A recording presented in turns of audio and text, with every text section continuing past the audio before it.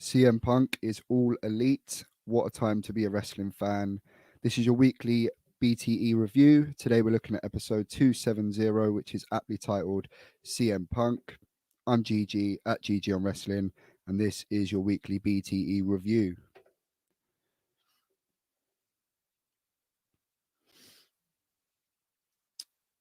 So before we continue, I'm still smiling over the CM Punk debut. What a weekend we've had. Before we continue, hit like, hit subscribe. Make sure you follow me at GG on Wrestling on Twitter. And also want to shout out figtees.co.uk. If you are a wrestling figure collector, he does make custom shirts for all your wrestling figures. There's just a prime example and a quick plug for my podcast. There's something about wrestling, wherever you get your podcast from. But seriously, check him out. Quick service. Already got the latest CM Punk t-shirts, which you can't buy one for yourself, or I think you can now. But yeah, everyone's having problems, but they're ready to be shipped for your figures. And use code GGPod to save yourself 15%. Enough messing about. Let's get straight into being the elite this week. That's what you're here for. We start, of course, we see the crowd chanting CM Punk from behind the curtain, and we see the man himself stood in front of the Rampage video starting graphic. He hears the pop, does a little cheeky, what for me? Which of course he knows it is, but yeah, just to hear it on the other side, you can hear even the people backstage just can't believe, the pop that he's getting. Crazy, crazy times. But then we see a shot of him or CM Punk out in the ring doing his promo. What a promo it was. And it cuts to Nick, Matt, and Kenny watching the screen, rolling their eyes, telling him, let's take it home, let's take it home. They clearly, he's taking too much of the show, he's taking too much limelight off them. They don't like it. Foreshadowing, maybe. Love it. Excellent. We get some Cutler Cam footage of the tag match, Jurassic Express versus the Young Bucks from Rampage. Dynamite. And that was a good tag match. Just loads of footage of the shenanigans. We do get a nice bit of Cutler spraying Luchasaurus, saying it's Dino repellent. It's Dino repellent with the cold spray, so that was good. We see the Christian Cage beat down. But yeah, pretty standard stuff. We then get some backstage footage of Kenny and the Bucks and Cutler. They basically say, Kenny's saying, it's all good, about the distraction, water under the bridge, don't worry about it, because they seemingly cost him the match with Christian Cage last week. They basically say, let's do some, let's cheer you up, let's go shopping, let's get some new Nikes. Kenny says, I don't need to go shopping. I've got some new trainers or sneakers. And the camera pans down, and he's wearing Yeezys, Nikes, Adidas. There's clearly some, fractions in the group here. Yeah, watch this space. They're not going to tease something like that for no reason. They're big on their kick, so there's something coming to this. We get our seemingly weekly Peter Avalon and Lever segment.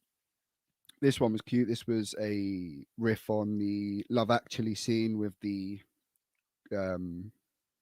words on the paper, if you will, whatever it is. And they of course get Sammy Guevara to do it because he's the man with the signs. It opens. I don't know if you've seen Love Actually. I haven't actually. But he says, "Say it's Brandon Cutler," which is a callback to the film. So that was good. And one of the signs, he's basically just trying to win Lever back, as Peter has been every week. But one of the signs he drops, and then it says that BTE is basically the superior vlog. Sammy gets the hump, throws the signs down, and walks off. We get a little near embrace between Peter and Lever, and she basically just tells him, "Right, you're going to pick all that rubbish up." So it's a nice little tease. Um, I don't know about these Sour Boy segments anymore. I'm really not fond of them anymore. Uh, it just seems to be to pop themselves, which I know BT mostly is, but this, I don't know if this is working for me anymore. They're basically saying, "Oh, you've got it under control." Sorry, the Bucks are saying to Carl Anderson, "You've got it under control. No more Sour Boy." He takes a sip of his drink. He gets distracted by the Young Bucks. Gallows seemingly he turns his back to the camera, seemingly to dangle his cock and balls into his drink or piss into it. But that obviously gives Carl the Sour Boy face, and we get Sour Boy. And the Bucks are just laughing the whole time. They love this Sour Boy gimmick. I'm not so hot on it anymore. Um, but yeah, we'll go with it. The weekly confusing segment. Ryan Namath, he's in the pool with Milk. His sidekick is called. He comes up from the water, says he's done like 48 seconds or something, and he had a vision that he was inside an egg, and basically we're all connected and we're all cream. You tell me, guys. Let me know what you think of these segments. Drop a comment down below. Please explain them to me. I don't get it. We then get a quote from Dominic Toretto from the Fast and Furious movies, who, of course, is Orange Cassidy's biggest hero. And we then get Wheeler Utah, Chucky T, Orange Cassidy, and Chris Statlander watching tape from Matt Hardy beating Wheeler Utah. Very short this week. Cassidy just pushes Utah's laptop down that he's making notes on, and they walk out the room, and Chris Statlander just chokes him out. So there you go. Clearly not happy. This I liked. This was the Young Bucks and Kenny walking through the streets of Chicago, going on another shopping trip. Kenny, I love the line. I woke up this morning and I just knew it would be all about me. I knew this day would be all about us, which clearly it wasn't, because they are talking about the Friday that Rampage was aired with CM Punk's debut. So that was a nice little tongue in cheek. They're definitely hinting towards something here, which I love. It's so good. Excuse me. We then get, while they're shopping, Nick has a purchase. He's bought some Jordan 1s, some purple and black colorway. He's bragging that he's paid more than retail, more than StockX, $100 more than he'd pay on StockX. And then they just all continue to seem to brag about, them just paying more for their kicks than they need to. There you go. See him walking through the Chicago Bulls locker room. A little VIP access there.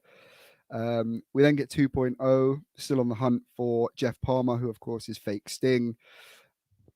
Looking around the showers, there's someone in the shower. Who could it be? Of course, it is John Silver. And he knows all how to find Sting. They both try and do the Sting. Woo! But John Silver, of course, he's been here before. He knows the Sting call, and he tells them, if you really want to find Sting, you've got to use the Sting call, which we all know. Ayo, bitch. And then we hear it in the background. Good stuff. Good callback. Loved it. We then get some footage of the Bucks, Nakazawa, and everyone just working out, doing chin-ups. And then we get some footage of the Private Party versus Jurassic Express match from Rampage. And that is pretty much it. Not a strong week this week, guys. Let me know what you think. Not the best week for a few weeks. Hoping to see some more from CM Punk. But then again, are we really going to, with seemingly the seeds that have been planted for the eventual feud between the Elite and CM Punk? Not a strong week for being the Elite.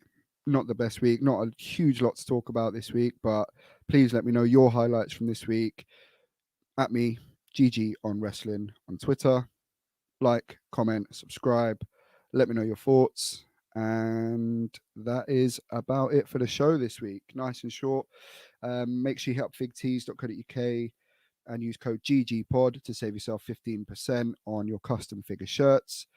And yeah, what a weekend of wrestling. Exciting times to be a fan. And I hope you will join me next week for your weekly review. Peace, respect yourself,